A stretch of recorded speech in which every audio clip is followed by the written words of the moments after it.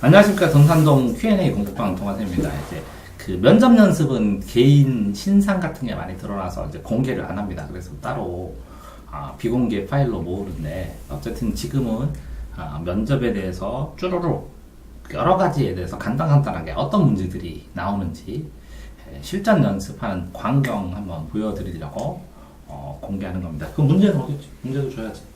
리스트.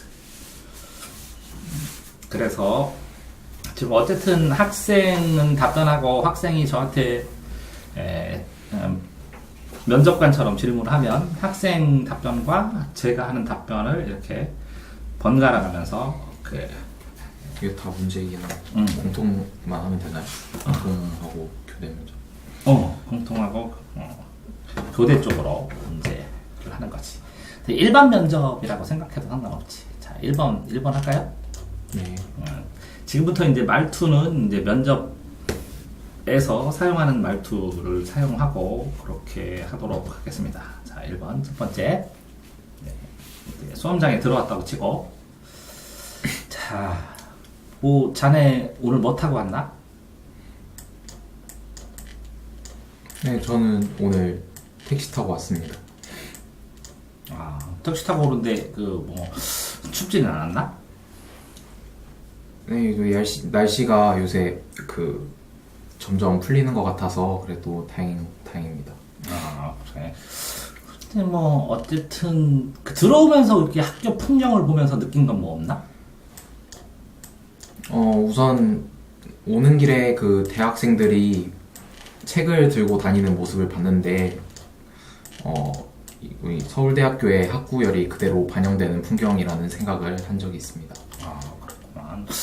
나는 책 들고 다니는 학생을 많이 안 봤는데 자네는 우연히 봤구만. 어쨌든 면접은 많이 준비했나? 국어교육과를 쓰기로 결정을 한 뒤로 한 달 정도 면접 준비를 했습니다. 많이 준비했거든. 그러면 본격적으로 이제 질문을 하겠네. 네. 자, 끝났습니다. 근데 이거는 왜 물어보냐면, 이 긴장을 풀어주거나 너무 긴장한 학생들이나, 아이스 브레이킹. 그 다음에 마음을 열어주는 그런 용도로 이렇게 질문할 때도 많습니다. 그러니까 특별히 문제가 있는 건 아니고, 그냥 생각나는 대로. 마음 편안하게 이제 답변을 하시면 되고, 그때 이제 좋은 아이디어가 있으면 첫인상이기 때문에, 이런 거를 답변을 할 때 너무 지나치게 의도를 생각하지 말고, 첫 답변이니까 그냥 부드럽게 편하게 답변하시면 될 것 같습니다. 자, 그러면 이제 학생이 질문하세요. 저는 그럼 제가 대답하기 어려운 질문을 하면 되는 건가요? 그렇게 해도 되고 마음대로 하고 싶은 거 하세요. 저도 해보게. 능력이 뛰어난 학생이 안정적이라는 이유로 교직을 선호하고 교대나 사대 입결이 올라가고 있는데, 이에 대해서 어떻게 생각하시나요? 지금 능력이 뛰어난 학생이 안정적인 이유로 교직을 선호한다고 말씀하셨습니다. 근데 실제적으로 안정적인 이유 때문에 교직을 선호하는 학생들도 있겠지만, 교직 자체를 자신의 목표나 꿈으로 삼고 있는 학생들도 많고요. 그 다음에 이 교직 자체를 배우면서 그 배움을 바탕으로 해서 또 다른 것들도 나누어서 교육 계열로 가기 위한 어떤 하나의 배움으로 이 교직을 선택하는 사람들도 있기 때문에, 지금 말씀하신 것처럼 안정적인 이유만으로 교직을 선택한다는 것은, 일단 저는 전체 상황에서 이것만으로 확정짓는 것은 무리라는 생각을 일단 하고 있습니다. 하지만 질문 자체가 안정적인 이유만으로 교직을 선택하는 사람에 대해서 어떻게 생각하냐고 하셨기 때문에 답변 드리면, 일단 긍정적인 면에 있어서는 이 교직 자체가 안정성을 가진다는 것은, 이 금전적인 문제도 있겠지만 생활의 그 본인의 삶에 대한 행복에 대한 안정성, 아니면 본인이 하고 싶은 방향성에 대한 안정성 하는 이런 여러 가지 안정성이 있기 때문에, 저는 특별히 이게 문제 있다고 생각하지 않습니다. 다만 부정적인 이유에서 이 교직 자체가 안정성이 있어서 또 다른 능력이 있는데도 불구하고 안정적으로 소극적으로 살아가는 그런 모습이 어떻게 보면 시대에서 지금 불안한 시대 아니면 불경기인 시대를 반영하는 것 같아서 더 적극적인 그 청년의 모습들이나 이런 것들을 나올 수 있는 상황이 되었으면 하고 생각을 하는 것이고요. 그렇다 손 치더라도 이렇게 이 교직을 선택하는 것이 안정성을 이유로 선택하는 것이 이렇게 이것이 뭐가 잘못되었다 이렇게 들을 만큼의 큰 문제인가라는 점에서는 저는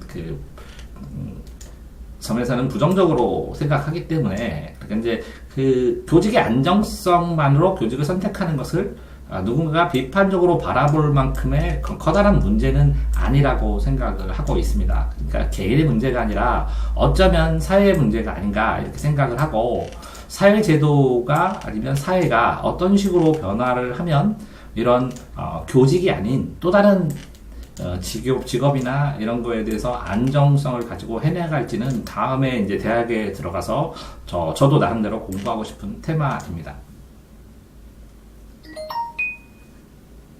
네, 추가 질문 없어요? 없습니다. 네, 자, 두 번째. 자, 두 번째 하겠습니다. 그러니까 어쨌든 지금 그 사회가 요동치고 지금 굉장히 많이 변했는데, 그러니까 이게 보수랑 진보가 엎치락뒤치락하고 있는 상황에서, 그렇죠?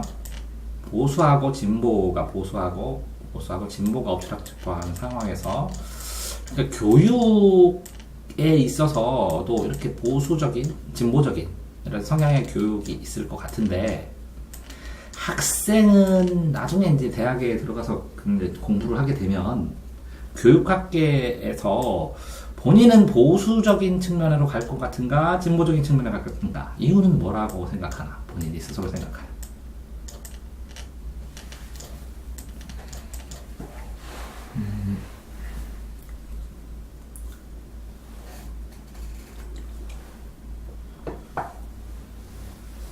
우선 저는 정치 성향뿐만 아니라 교육 등 다른 어느 분야에서든 어떤 한 사람이 보수적인 또는 진보적인 입장을 취한다고 하여서 그것이 모든 면에서 일관되고 똑같이 적용되지는 않는다고 생각합니다.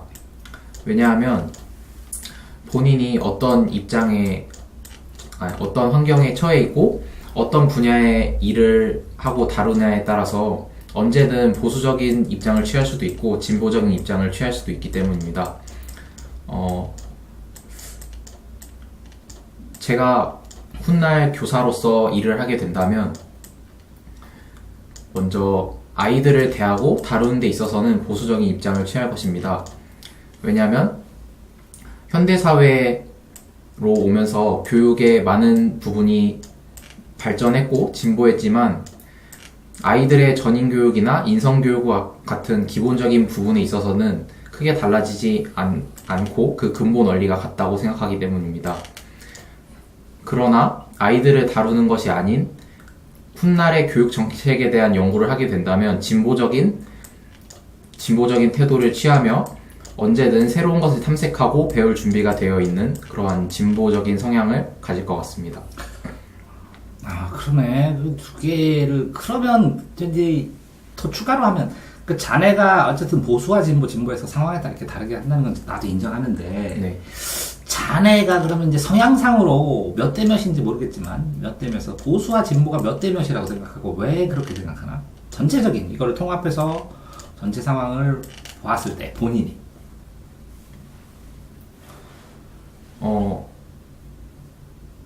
저는 보수와 진보 중에서 무게를 둔다면 진보 쪽에 조금 더 무게를 두어서 보수 4, 진보 6 정도의 태도를 취하겠습니다.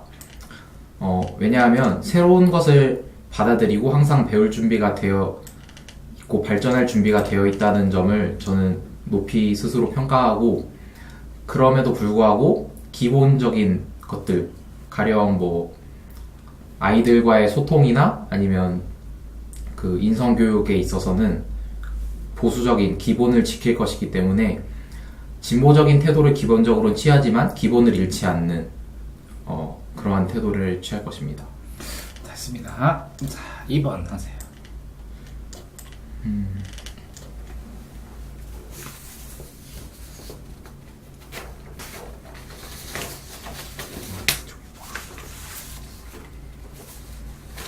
이제 이런 질문은 왜 하냐면 그냥 본인의 가치관에 대해서 정립되어 있는지를 보는 것이지 뭐가 더 좋고 나쁘다는 게 아니라. 그렇죠. 근데 상대성을 보여줬으니까 이제 더 나쁘진 않습니다. 이제 교묘하게 빠져나갔다고 생각하는 사람도 있는데 지금처럼 답변하면 뭐구나. 자, 또요. 학생을 점수화하지 않고 판단할 수 있는 방법이 있을까요? 지금 질문하신 것은 이제 점수화에 대한 이제 수치화나 계량화하는 것에 대한 부작용이나 이런 걸 염두를 해 두신 것 같고요. 점수화하고 하지 않고 판단하는 방법은 이거를 이 점수화한다는 것은 대량 자료를 판단하거나 계량할 때 쓰이는 방법이니까요. 이거를 이 대형화하지 않고 개별화하면 충분히 이렇게 점수화하지 않고 판단할 수 있다고 생각합니다. 그러니까 예를 들어서 학생들의 개성이나 특성에 따라서 얘는 뭘 잘해, 얘는 축구를 잘하고 얘는 음악을 잘하고 하면 뭐 음악을 상대적으로 잘한다는 느낌도 있겠지만 특별히 점수랑 상관없이 아이들에게 이거에 열의를 보이고 이거에 더 호기심을 보임 뭐 이런 단어처럼 추상적인 의미에서 특성과 적성을 개별화하는 데는 충분히 점수화하지 않고 학생들을 판단하고 그 다음에 평가를 하고 할 수 있다고도 생각을 합니다. 다만 이렇게 똑같은 그룹들이 생기게 되면 어쩔 수 없이 이렇게 평가를 하고 비교를 할 수밖에 없는데요. 그러면 이렇게 이 축구에 호기심을 보임. 그런데 어떤 결과적으로 필요에 의해서 A, B, C, D의 학생 중에서 이걸 서열화시킬 수 있을 때 A, B, C, D를 나눌 때는 어쩔 수 없이 이 학생을 필요에 의해서 개량화하고 수치화할 수밖에 없다고 생각합니다. 왜 그러냐면 인간이 이 인류 문명에서 그러니까 문명이 아니라 문화 속에서 아니면 인문학적으로 선거나 시험 이 두 가지가 그 큰 발견 어떻게 보면 만들어 놓은 큰 제도라고 생각을 하는데요. 선거나 시험 자체의 필요성이 이렇게 여러 명이 대량화된 상황에서 희소한 가치를 분배하고 분배에 대한 정당성을 주는 데 있어서 계량화가 필요하기 때문에 한 것이기 때문에 실제적으로 이렇게 점수화하는 것에 대한 부작용을 최소화하거나 이렇게 정당화하는 측면에 있어서는 최소화할 수 없을 때 정당화하는 측면, 정당한 근거를 찾는 측면에서는 누구도 인정할 수 있는 그런 투표나 뭐 시험이란 제도가 공정한 지금까지 뽑아진 공정한 제도라고 생각을 하기 때문에 필요하다고 생각을 합니다. 더불어서 선거도 여러 가지 선거 제도가 있어서 그것들을 보완하고 시험도 여러 가지 측정 방법이 있어서 그것들을 주관식으로 보완하는 것처럼 점수화하고 계량하는 것을 보완하는 대책이 또 배려를 통해서 섬세하게 뒷받침한다면 충분하게 점수화하는 것도 문제가 없다고 생각합니다. 네. 됐나요? 네. 네. 자, 3번 제가 질문 드리겠습니다. 사람이 살면서 가장 본인이 이렇게 사람이 살면서 필요한 것들이 세 가지가 있다면 뭐라고 생각하죠?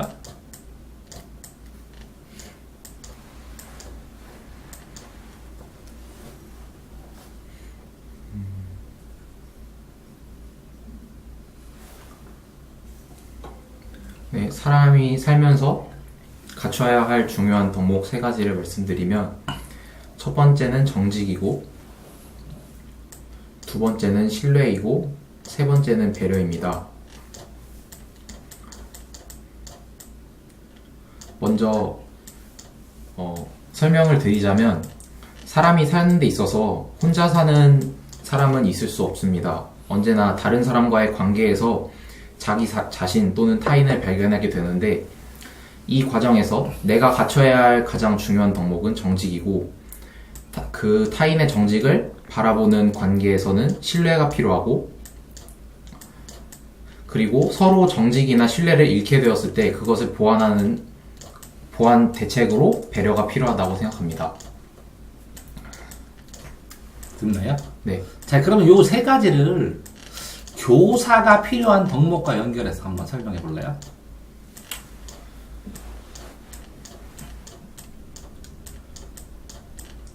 네, 교사가 교직 생활을 하면서 가지게 되는 인간관계는 크게 세 가지로 나눌 수 있습니다. 첫 번째는 동료 교사와의 관계, 두 번째는 아이들과의 관계, 세 번째는 학부모와의 관계입니다. 네, 각각의 그 삶의 덕목을 적용시키자면 동료들과의 관계에서는 자신의 일을 책임있게 잘 수행하는 정직한 자세가 필요하겠고, 학생에게는 부족한 점을 인정하고 함께 성장해 나갈 수 있는 신뢰의 관계가 필요할 것이고, 배려의 관계가 필요할 것이고, 부모에게는 부모 스스로의 교육관과 아이들을 함께 교육하는 데 있어서 동반자적인 관계라는 의미의 신뢰가 필요할 것입니다. 이렇게 나는 이제 부모는 배려고 학생은 신뢰고 반대로 얘기. 이렇게 해도 상관없고 네. 어떻게 해도 상관없는 건데. 어떻게 해도 네. 그쵸? 그러면 본인의 삶의 이 세 가지 목표가 4번도 있을 수 있는데 이게 교사를 염두에 두고 얘기한 건가? 처음부터?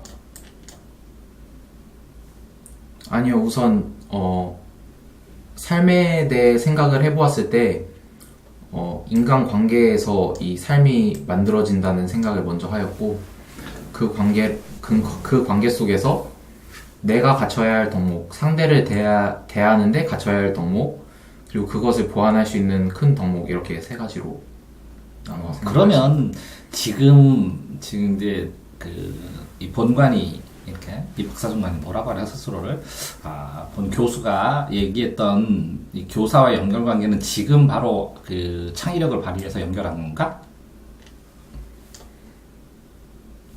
처음에 이 질문했던 세 가지와 이 답변했던 이걸 연결해보라고 하니까 이렇게 그냥 맞춰서 연결한 건가? 그 부분은 제가 좀 더 생각을 해서 지금 생각한 거냐고 이거를. 네. 그렇지. 그렇게 얘기를 하면 돼요. 자, 됐습니다. 이제 이건 뭘 물어보는 거냐면, 네. 어떤 질문을 하던 잊지 말아야 된다는 거지. 이거는 입시. 그러니까, 입학을 하기 위해서 나 이과 들어오고 싶어요. 라는 걸 답변을 전제로 얘기를 해야 되는데, 이건 호구조사를 하는 게 아닌데, 지금 살짝 이걸 얘기를 할 때 본인의 기준을 얘기를 하면서, 이렇게 입학과 관련된, 나는, 예를 들어서 교육학과로 들어간다. 그럼 교육학과의 바탕이 되는 삶의 의미를 전제로 해서 얘기를 해줘야 되는데, 실제적으로는. 그쵸? 그런데 이제 본인이 생각하는 거를 얘기를 하면, 요게 이렇게 연결될 수도 있다는 것을 항상 염두에 둬야 된다는 거예요. 연결될 수 있다는 건 염두에 뒀습니다. 됐어요. 네. 그러면, 이렇게 이 본인의 삶이에요. 삶을, P가 있으면, 이게 삶이에요. 그 본인의 삶이죠. 네. 본인이 교사죠. 교사를 입학하려고 하죠. 이런 식으로 수식어가 앞에 것들이 숨어 있다라는 것들을 염두에 두라고 문제를 냈던 겁니다. 이해되셨죠? 네. 자, 3번 질문하세요.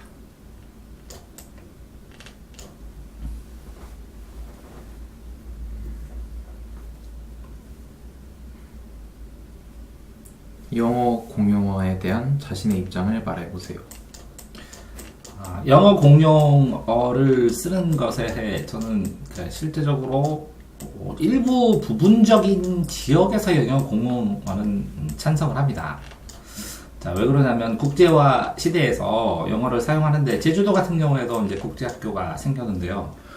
영어 공용어를 사용을 해서 한국어와 영어를 둘 다 사용할 수 있는 인력을 늘리고 그것들이 글로벌 세계를 만들어 나가는 전초기지화처럼 돼서 세계와 어울릴 수 있는 것은 나쁘지 않다고 생각합니다.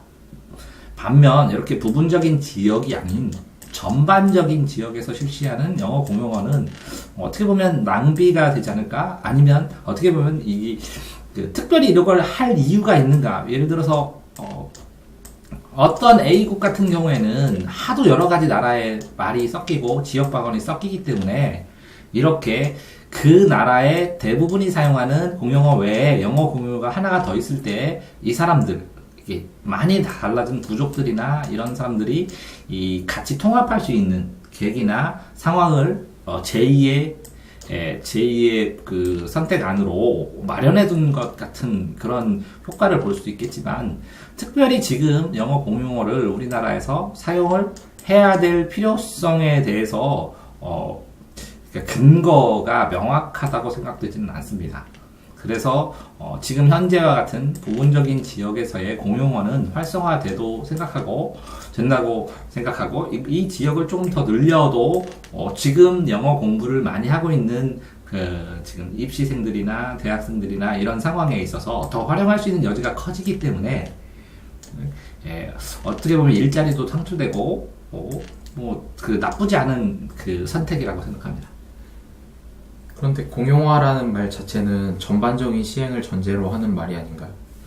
그러니까 말씀드린 이제 공용어라고 하는데, 이렇게 A라는 국제도시에서 예를 들어서 제주도 전체를 공용어 구역으로 찾는다면 관공서 문서나 아마 이런 것들을 해서 외국인이 영어를 사용하는 사람이 들어와도 자기 모국과 거의 유사한 환경이나 상태를 만들어서 지낼 수 있는 상황을 만든다는 의미이기 때문에, 이렇게 제주도 하나만 사용을 해도 영어 공용어를 쓰니까 공용어이기 때문에 한글도 같이 쓰기 때문에 우리나라 전체에도 상관없고, 이 영어를 사용해서 더 적극적으로 전반적인 분야에 있어서 사용한다는 의미이기 때문에 일부 지역을 사용해도 전혀 문제가 없을 거라고, 그러니까 전혀는 아니지만 문제 없을 거라고 생각합니다. 네, 됐어요. 자, 4번 하겠습니다. 현재까지 이렇게 배워온 선생님들 중에서 어쨌든 지금 롤 모델이 있을 것 같은데, 그 롤 모델인 선생님이 이유하고 그 롤 모델에서 이거를 받아들이면서 내가 어떤 식으로 더 개선하고 싶은지를 한번 얘기해 보게.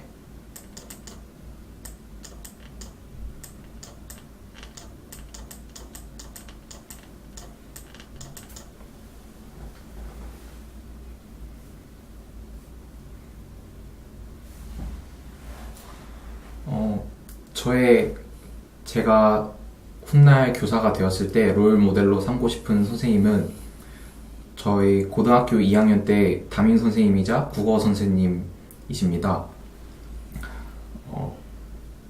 그분께 제가 배우고 싶은 이유는, 첫 번째는 항상 공부하는 자세이고, 두 번째는 학생과 함께 소통하는 자세이고, 세 번째는 학생들을 차별하지 않고 공평무사하게 대해주시는 모습입니다.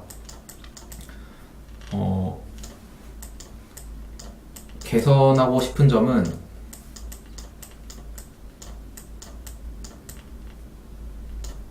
선생님께서 평소에 공부를 하실 때 많은 책을 읽으시고 관심 분야에 대해서 활발히 공부하시지만 수업 자체에 대해서는 많은 연구를 하지 않으시는 모습이 보여서 그 부분이 아쉽기도 하였습니다. 저는 그 부분을 조금 더 개선하고 싶습니다.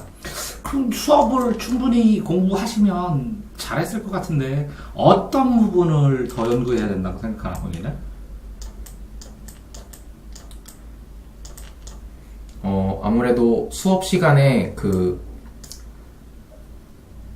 공부를 잘 하는 학생들은 잘 따라가는 모습을 보이지만, 상대적으로 학력 수준이 모자라는 학생들에게 흥미를 유발하고 참여를 유도하는 부분에서 아쉬운 점이 보였기 때문에, 공부를 못하는 학생들도 참여할 수 있는 형태의 수업을 좀 더 자주 할 것 같습니다. 그러면 지금 한 반이 지금 한 45명 정도 되죠? 저희 고등학생이? 우리 학교는 30명이었습니다. 아, 그렇구나. 그러면 30명 학생을 전부 다 이해시키고 동의시키려면 그런 방법의 예를 본인이 생각해 본 적 있나? 네, 예를 들어서 단순한 지식 전달형 수업이나 강의식 수업이 아닌 모두먼 간의 상호 토론을 통한 창작 수업의 경우, 공부를 잘하는 학생이거나 못하는 학생이거나 같은 조건에서 참여할 수 있었습니다. 그런데 이제 그렇다면 지금 고등학교 2학년 정도면 입시 공부를 해야 되는데 현실적으로 선생님도 이걸 하고 싶지만 못한다고는 생각해보지 못했나? 네, 물론 현실적인 시간 부족이나 나가야 될 진도를 우선적으로 고려하여 하고 싶어도 못하는 상황이 있을 수 있습니다. 그래서 저는 그 부분을 교육정책의 개선을 통해서 추가 시수를 마련하거나 방과 후 수업을 활성화하는 방식으로 개선해야 한다고 생각합니다. 그럼 자네는 이렇게 토론이나 창작 수업을 하면 아이들이 그 입시와 상관없이 그 아이들이 방과 후를 즐겁게 참여해서 들을 거라고 생각을 하나 현재?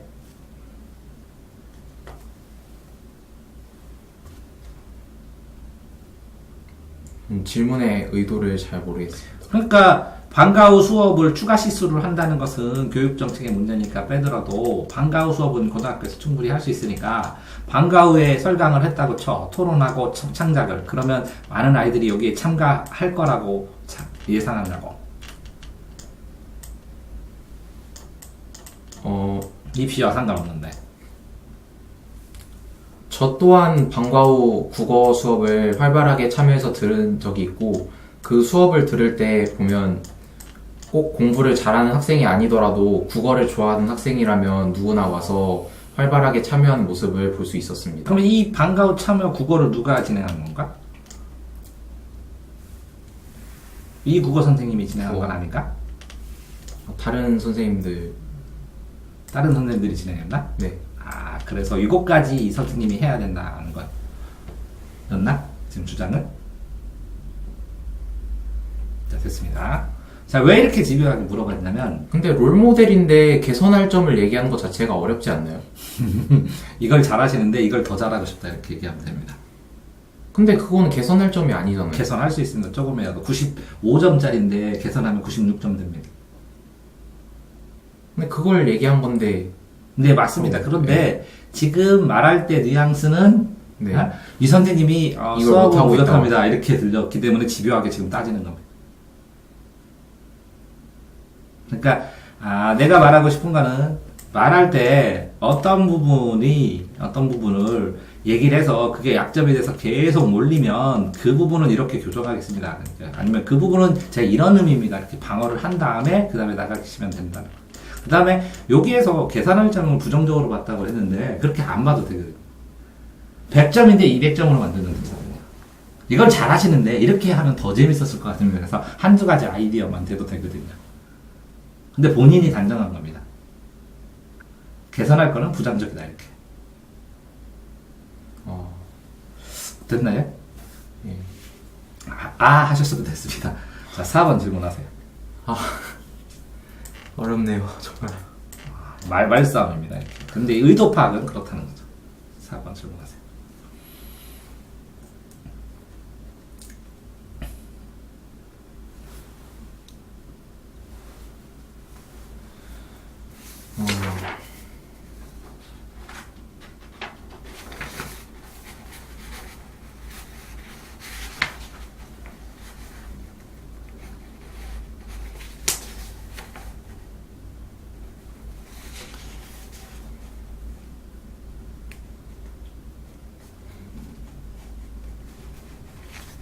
초등학교 때 네. 받았던 교육의 장단점은 무엇인가? 초등교육 지금 이제 한참 지나서 명확하게 이제 생각은 안 나는데요. 이게 초등교육에서 악기를 다뤘던 기억은 이제 또렷하게 납니다. 왜 그러냐면 중고등학교 때는 이렇게 악기를 특별하게 이제 수행평가를 간단하게 하는데 초등 때에 초등학교 때 다양하게 다룬 거에 비해서는 덜 다른 느낌이 강하거든요. 그런 것처럼 초등학교 때 바느질을 한 기억도 나는데 중등 때는 바느질은 생략되고 넘어간 것 같습니다. 그러니까 살면서 제가 이제 살면서 지내면서 생각을 하니까 전체적인 교육 과정 안에서 사람이 살아가야 되는데 꼭 필요한 것들은 초등학교 때 다 배우는 것 같습니다. 그 다음에 중학교, 고등학교 때는 어떻게 보면 입시에 특화돼서 한 느낌이라고 생각이 됩니다. 그래서 초등학교 때는 정말 사람이 살아가면서 기본적인 활동뿐만 아니라 인성이 중요하다는 생각이 되고요. 그런 인성들이 중학교 때 연계돼서 살 수 있는 활동들이 조금 있었으면 하는 생각도 되고요.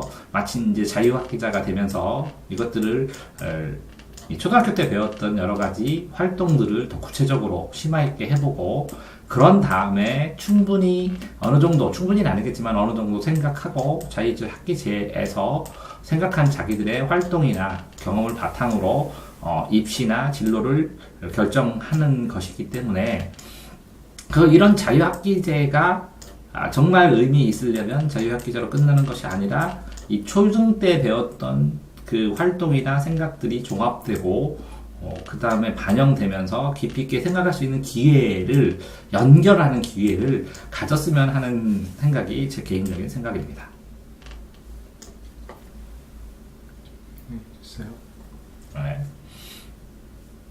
자, 5번. 만약에 이제 사범대하고 교대가 있는데 교대는 초등학생이 되고 사범대는 중고등학생이 되는데 본인이 이제 고등학교 선생님이 되었다고 가정을 해보자고. 네. 그래서 사범대를 졸업해서 고등학교 선생님인데 갔더니 뭐 그렇게 갑자기 고3은 안 시키겠지만 아니 하는 경우도 있고. 고1, 고2, 고3이 있는데 고3을 맡으라고 그러니까 어떤 걸 하고 싶냐고 물어봤어요. 교장 선생님이. 자네 고1 하고 싶나? 고2 맡고 싶나? 고3 맡고 싶나? 자, 어느 학년을 맡고 싶나? 왜 그렇고?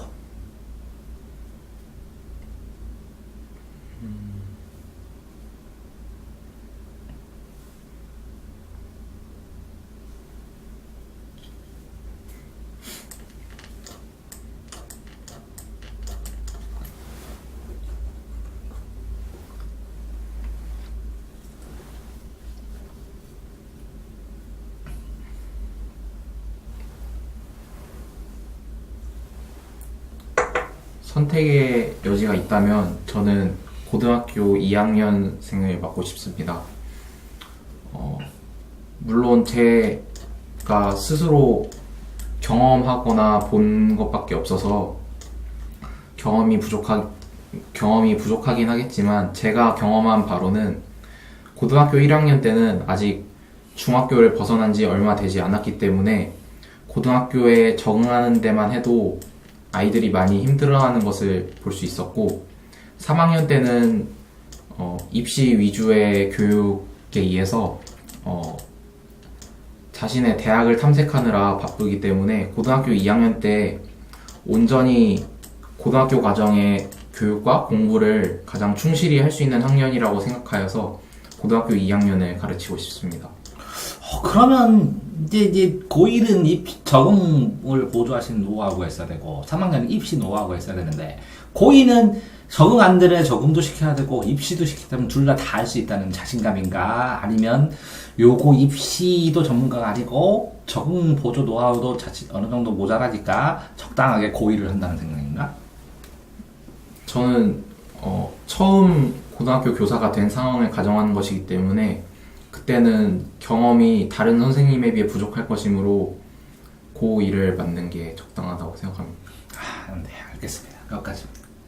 지금처럼 분리해도 그러니까 이 면접 같은 데는 솔직한 거 일정 부분 솔직한 게 기본 전제입니다. 그러니까 잘난 척을 하고 하는데 할 수 있고 할 수 있는 건 할 수 있고 못하는 건 못하는데 앞으로 해보겠습니다. 열심히 노력하겠습니다. 이걸 배우면 좋을 것 같습니다. 이렇게 얘기만 하면 되니까 지금처럼 선택을 솔직하게 하시는 게 훨씬 더 좋습니다. 나보다 더 압박이 더 강하게 질문하실 가능성도 있고요. 근데 좀 아쉬운 거는 교대와 사범대를 나눴잖아요. 네. 질문 자체를 그러면 쓸데없이 질문한 건 없거든요.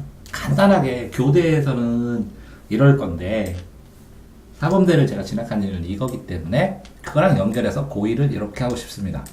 이런 능력인데 다음에는 이걸 배우겠습니다. 라고 확정적으로 얘기를 합니다. 그런데 그렇게 따지면 질문 자체가 좀 이상한 게 네. 만약에 고등학교 교사가 된 상황의 가정에서 질문을 하는 거라면 네. 교대를 굳이 언급할 필요가 없어요. 맞아요. 언급할 필요가 없는데 교수님이 언급을 했으면 교대랑 다르게 사범대에 고등학생이 된 이유를 너는 알고 있는가? 라는 걸 얘기하라고 힌트처럼 이렇게 단어를 줄 때도 있다. 그게 무슨 얘기냐면 어떤 단어들을 얘기했을 때 그 단어들을 하나하나 이렇게 꼭 이렇게 보면서 이렇게 질문한 단어들의 밸런스, 비율, 길이의 비율 이런 것들을 얘기를 해서 왜 나는 지금 이렇게 갑자기 질문하니까 어설펐지만 질문 자체가 이게 정선되고 경험에 의해서 여러 번 질문하고 요거 하나하나를 끊어서 이렇게 하나씩 정리해서 답변하는가를 보는 경우도 있다는 거죠. 네. 소홀히 보자. 5번 질문하십시오.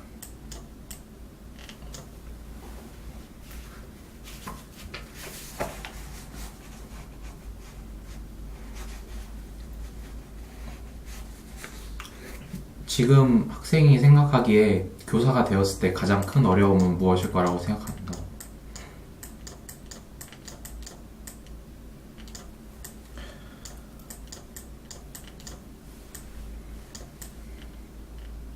지금 이제 제가 교사가 지금 되었다고 생각했을 때 가장 큰 어려움은 저는 그 여러 다른 학생들을 이제 교육 방법이나 좀 내용을 전달하는 방법도 그렇고 교육하는 방법 아니면 아이들한테 대하는 방법을 각각 아이들의 개성에 맞게 이렇게 각기 다르게 미세하게 다르게 해줘야 되는데 이 경험이 적기 때문에 이 개성이 다 다른 아이들을 어느 정도 제가 할 수 있는 한 최선을 다해서 그 뒷받침해주고 대응을 해가면서 그것들이 무리 없이 다음에도 부끄럽지 않게 할 수 있는가에 대한 그런 어떤 그 걱정, 작은 고민 이런 것들이 있다고 생각을 합니다. 왜냐하면 실제적으로 교육 이론이 전체적으로 정리돼서 꼭 필요한 것이고 전체적인 대세나 아니면 전체적인 흐름이나 전체적인 방법론의 전형을 보여주겠지만 각기 학생들 같은 경우에는 저희 친구들이나 이런 학생들을 봤을 때도 선생님의 반응에 따라서 천차만별로 반응을 하고 그 선생님과의 대화나 생활을 피드백하는 것을 보니까 교사가 되어서도 그래도 학생들에게 학생들의 잠재력을 깎거나 아니면 학생들에게 그 부정적인 교사가 아닌 도움을 줄 수 있는 정말 진솔한 교사로 남고 싶다는 생각에 어떻게 보면 큰 욕심일 수도 있는데 각각의 아이들한테 어떻게 충분히 만족시켜 줄 것이냐 그게 경험이 지금 내가 많지 않은데 그런 경험들을 어떻게 피드백하고 그것들을 노하우를 모을 것인가 라는 그런 걱정과 그것이 가장 어려울 것이라고 생각합니다. 어려운 거 물어보시네.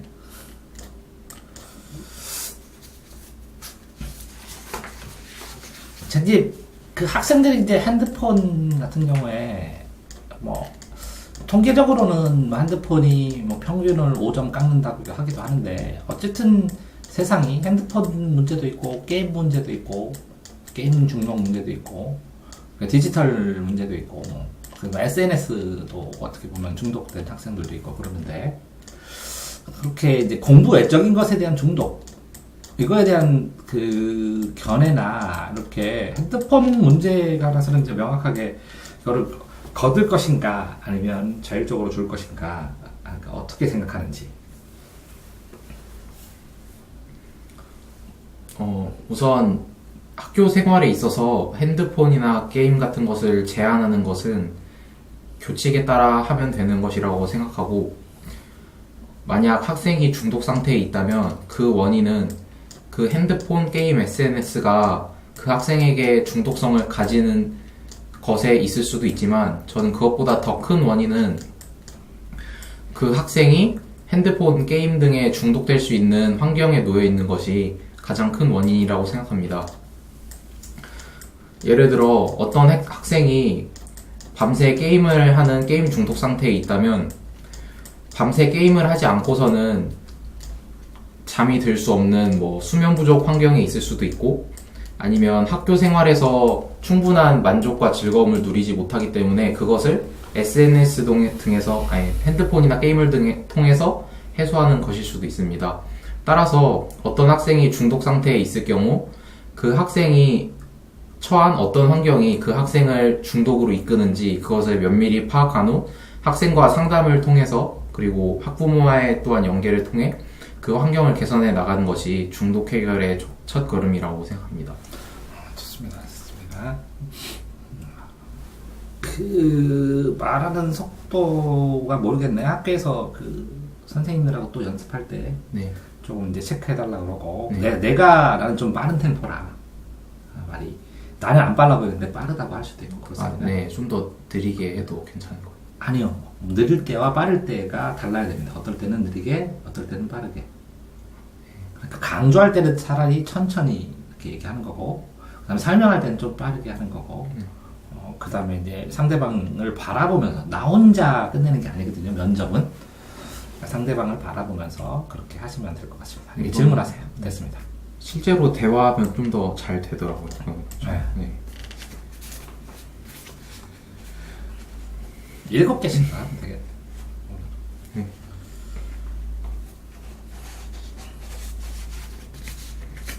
나는 해보니까 떠오르는 게 너무 많아서 이게 말할 때 문제가 되네요. 줄여서 해야 되는데. 좀 지나치게 많이 확장되는 게 있죠. 설명해서 수업 방식이니까. 네. 또 얘기하세요. 맨날 수업하다 보니까 확장시켜서 다 큰 책에 설명합니다.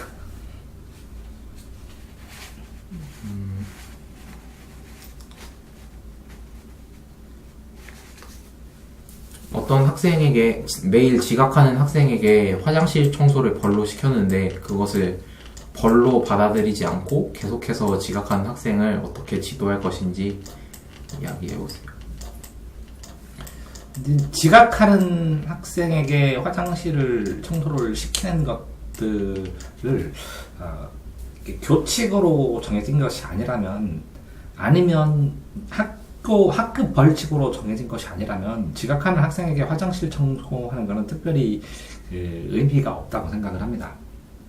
실제적으로 저 같은 상황에서는 이 지각을 하게 되면 따로 불러서 지각의 이유를 항상 이렇게 적어 놓을 거라고 생각을 합니다.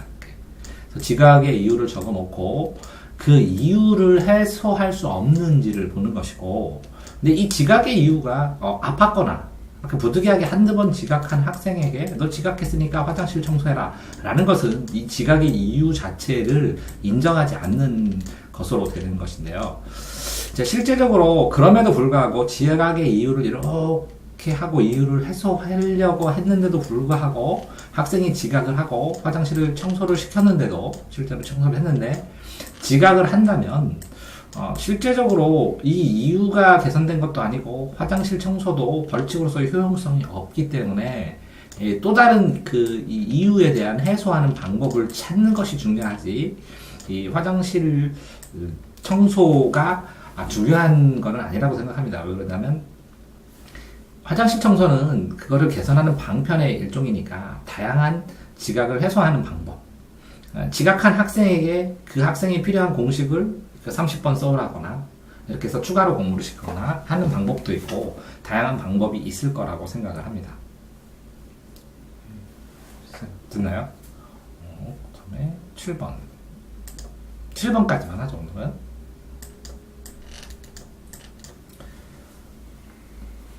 어쨌든 본인의 성적이 입학하는 데는 전혀 문제가 없다고 생각하나? 면접과 상관없이?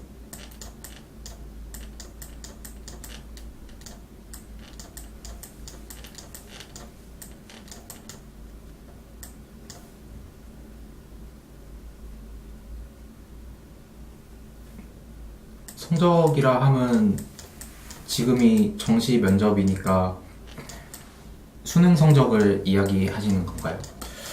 그렇지. 그러니까 이제 면접이 이게 의례적으로 하는 거니까 면접을 하면서 면접 본인이 뭐 어느 정도만 하면 충분히 합격을 한다고 생각을 하는 건가?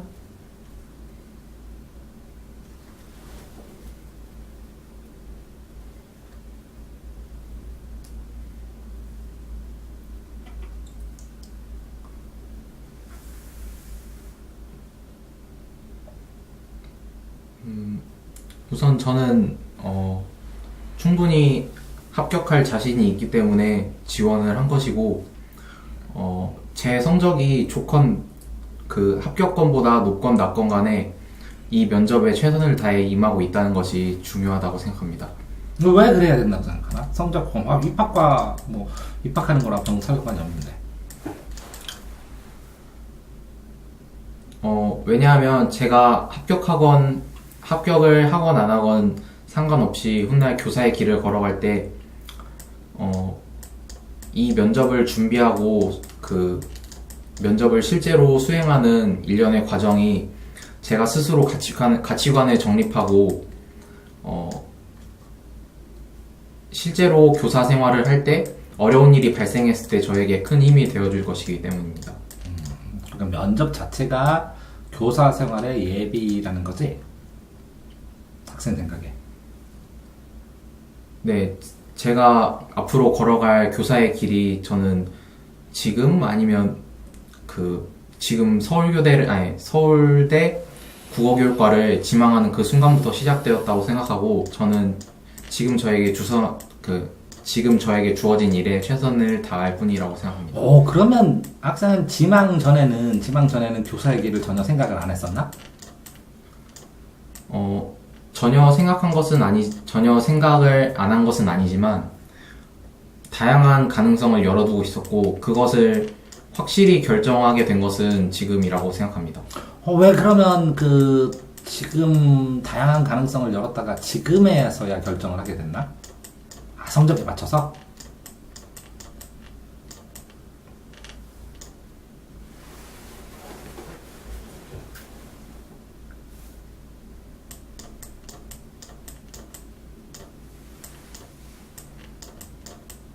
본인이 지금 성적에 맞추지 않으면 성적이 더 좋으면 그럼 어디를 가고 싶었나?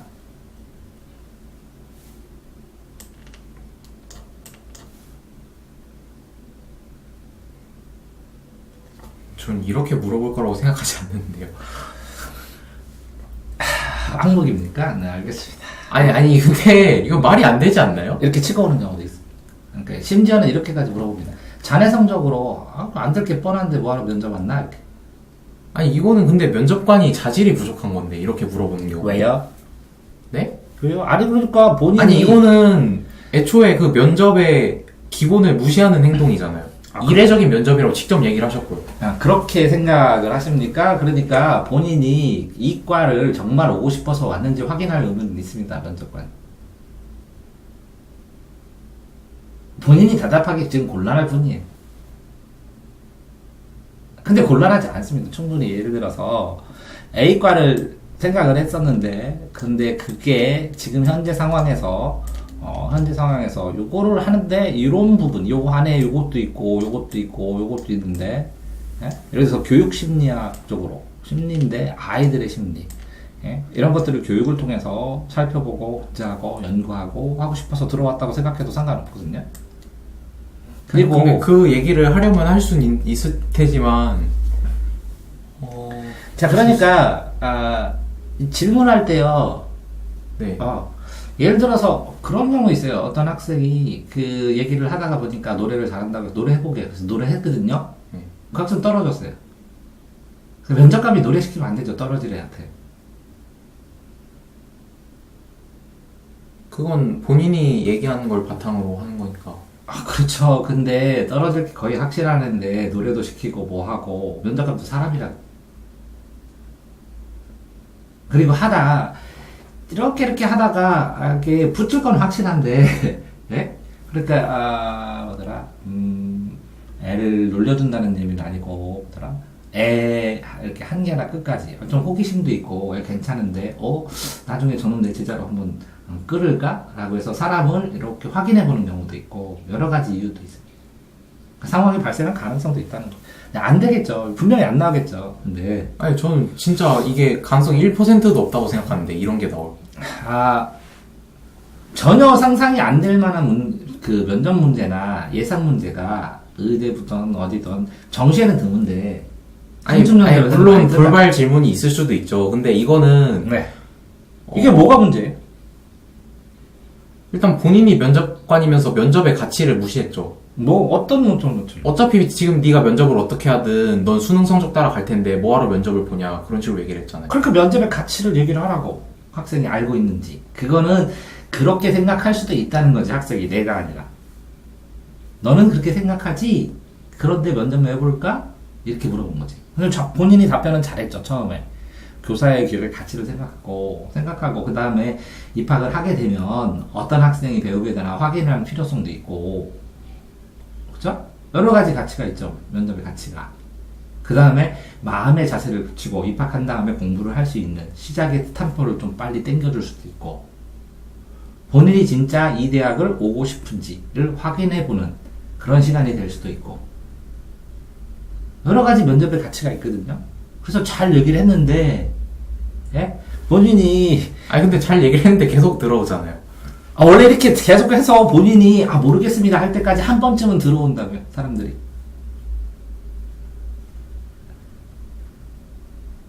끝까지 본인이 지켜서, 지금 생각으로는 특별히 거기까지 생각 안 해봤습니다 해도 끝나거든요. 근데 모르겠습니다 이렇게 애도 부끄러워하지 말고 그냥 얘기하는, 생각을 해보지 않았습니다. 그 정도면 되는데 거기서 막판에 이게 왜 시험 문제가 나요 이렇게 하고 속마음이 되는 게 얼굴에 표시돼요, 학생들은. 당연히 나겠죠. 거기까지 끝까지 물어보는 경우가 많다고요, 심층 면접에서는. 여기서는 안 그렇지만. 그럼 7번 물어보세요. 끝까지 들어와서 저한테 아무거나. 저 면접처럼 얘기하겠습니다.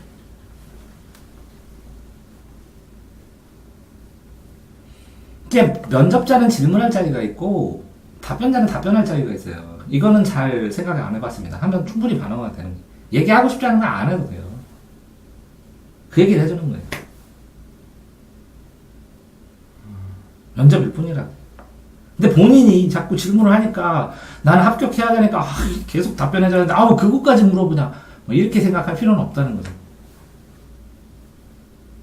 면접이 엄밀하고 굉장히 중요한 순간이지만 시험일 뿐일 수도 있다는 거죠.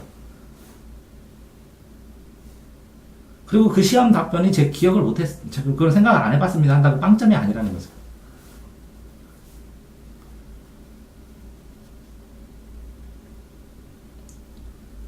또 질문하십시오. 7번.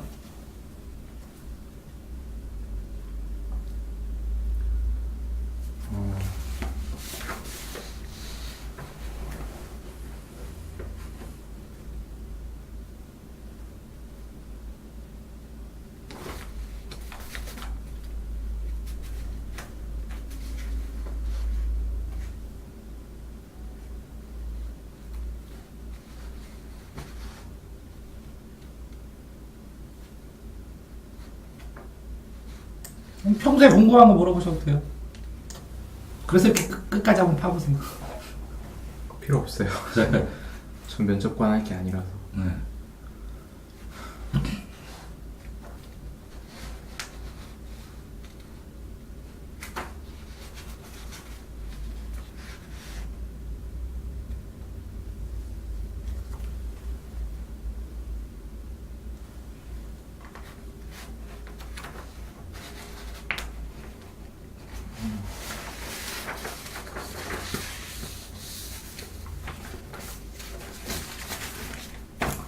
현대 사회에 발전한 과학 기술을 교육 현장에 적용할 수 있는 방법을 한 가지만 이야기해 보세요. 그 과학 기술이 많이 발전을 해서 교육 현장이 지금 굉장히 다이나믹하게 바뀌고 있다고 저는 생각합니다. 예를 들어서 옛날에는 이렇게 그 전자칠판도 사용이 되지 않고 화면도 사용이 되지 않는데 지금은 굉장히 다양한 그 동영상을 활용하는 전자칠판을 사용하거나 그래픽이나 이런 것들을 많이 사용하고, 또 요즘 학생들은 전자교육기계로 휴대하면서 동영상을 많이 사용하기 때문에 책자나 컨텐츠를 보는 방법, 책 읽기의 기술이 아니라 동영상을 보는 방법을 가르쳐야 될 만큼 굉장히 다이나믹하게 변화하고 있다고 생각합니다. 따라서 현대 과학 기술의 이 활용법, 사용법을 별도로 교사가 공부를 해야 된다고 생각하고, 일단 제 주변에 있는 친구들 얘기를 들어보면, 학원에 따라서 교육 기자들을 전자칠판을 사용하거나 빔 프로젝트를 쓰거나 아니면 여러 가지 이 동영상이나 차트를 이용하는 선생님들이 있고 없는 선생님도 있습니다. 이런 것처럼 교육하는 방식이나 동영상만 보더라도 여러 가지 보조 디자인이나 자료를 보여주는 동영상과 그렇지 않고 칠판만 쓰는 동영상의 느낌이 다른 것처럼 교육 자체가 미디어 시대가 되면서 동영상에 익숙한 시대가 되면서 교육의 방법 또한 변화시켜야 된다고 생각하고, 그런 새로운 기자재가 지금 건 말고도 또 예를 들어서 홀로그램 같은 기자재가 나온다면 심장을 돌려가면서 아이들에게 터치해가면서 공부할 수 있는 시대도 되기 때문에 과학 기자재가 나오면 교육과 관련된 기자들은 끊임없이 연구하고 교사가 먼저 체득하고 학생들에게 전파해야 된다고 생각합니다. 했어요. 네, 수고하셨습니다. 자, 이렇게 되면 이렇게 논리나 내용 자체는 전혀 문제가 없어요. 충분히 뭐 고등학생 3학년 아니면 뭐 N수생으로 답변할 수 있을 만큼 충분히 내용은 좋고, 특히 이렇게 극단적이지 않고 아까 이렇게 극단적으로 이게 부정적으로 이렇게 생각 안 해도 되죠. 그러니까 이제 유연하게 상대적으로 답변하는 거는 되게 좋아요. 유연하고 상대적으로. 근데 이 조금 더 하자면 실제적으로 이제 지금 두 번째, 그러니까 저번에 이제 면접도 했지만, 그러니까 면접 자체가 뭘까라는 생각으로 했을 때 면접은 이제 시험이고, 그죠? 그러니까 가장 슬플 때 아니라 면접에 답변할 수 있는 슬플 때를 얘기를 하면 되고, 그 다음에 면접은 나 합격하고 싶다라는 인사하는 자력, 합격을 시켜주세요거나 아니면 합격생들을 바라보는, 이 학생이 어느 정도 우리 학교에서 공부하는데 별 지장이 없겠다라는 걸 교수들이 확인하는 자료, 정시라면. 심층면접은 합격을 바라느냐, 우리가 우리 학교가 될 것이냐 라는 거고, 그다음에 이 면접을 통해서 학교에 어떻게 보면 그 수능 말고 공식적인 행사가 출발을 하는 거니까 학교도 일정 때에 따라서 학생들을 맞는 공식적인 행사의 시작이 될 수도 있는 것이거든요. 그런 그 면접의 가치나 위치를 어느 정도 생각을 하면 그거에 맞춰서 어느 정도 얘기를 해도 뭐 충분할 거라고 생각을 하는데, 어쨌든 다양한 가능성이 있었을 때 끝나서 들어가서 아니면 그 사람들이 있으면 대기해서 들어가서, 왜 대기장에서 이제 선배들이 보고 있고 동료들이 보고 있거든요. 대기해서 들어가서 시험 끝나서 집에 다 들어와서 딱 끝날 때까지 끝난 게 아니라는 거죠. 면접 날에는. 그래서 다시 하겠습니다. 하다 보면 다시 하겠습니다부터 여러 개 해요. 근데 이제 지금 상황에서는 어쨌든 부담 없는 상황에서의 면접을 보게 되는 것이니까 지금처럼만 해도 뭐 전혀 문제되거나 그렇진 않는데, 여러 가지 시뮬레이션으로 심층 면접을 나중에 하거나 아니면 아이들 나중에 면접을 가르치거나 교사가 돼서, 아니면 그 면접을 뭐 취업 문제면 친구들이나 뭐 취업 문제를 하거나 뭐 여러 가지 상황에서 물어볼 수도 있고 그러거든요. 학과가 학과인지라. 그런 상황에서 면접이 뭔지라는 개념이나 이런 느낌을 만들어주기 위해서 이렇게 수업을 하는 중입니다. 그리고 실제적으로 이거를 똑같은 거를 다음번에 질문하면 또 다르게 답변을 하게 되거든요. 사람이기 때문에. 그리고 누구도 이제 완벽한 답변을 하면 그 완벽한 답변을 해봐야 듣는 사람이 그 성향이 그렇지 않으면 성향에 따라서 완벽하게 들리지 않거든요. 그러니까 이제 나름 상대적으로 최선을 다하는 것이고, 그 다음에 그것들을 해보면 이제 파생되게 다른 것들을 하는 데 있어서 어떤 식으로 해야 되냐 라는 감이 잡히기 시작했는데, 이게 감이 잡혀야 이게 정리라는 게 이제 더 잘 되거든요. 이렇게 간단하게 이 문장을 중심으로 해서. 그래서 키워드를 여러 개 써도 더 복잡하다는 거죠. 한번 해보면 다음에 정리돼서 또 두 번째, 세 번째 할 때는 편하지만. 그리고 이제 신중하게 생각하는 건 좋은데, 이게 질문과 답변의 시간이 지금보다는 한 30%는 좀 당겨야 되지 않나 생각해요. 이게 텀이 좀 길다는 느낌이에요. 근데 굉장히 신중하다는 느낌은 드는데 이게 좀 길어요. 그러니까 이게 4초, 5초라면 3초 정도 안에서는 좀 시작을 해야 된다는 거죠. 근데 실제 가면 괜찮을 것 같아요. 아, 예. 전 사실 지금이 더 부담돼요. 아, 예. 한두 번 한 게 아니라서. 아, 이거 진짜. 네. 어쨌든, 수고하셨습니다. 예. 네. 질문 없나요? 실제 면접 가면 훨씬 편할 것 같아요. 아, 맞습니다. 오늘 실전형이니까. 네, 수고하셨습니다.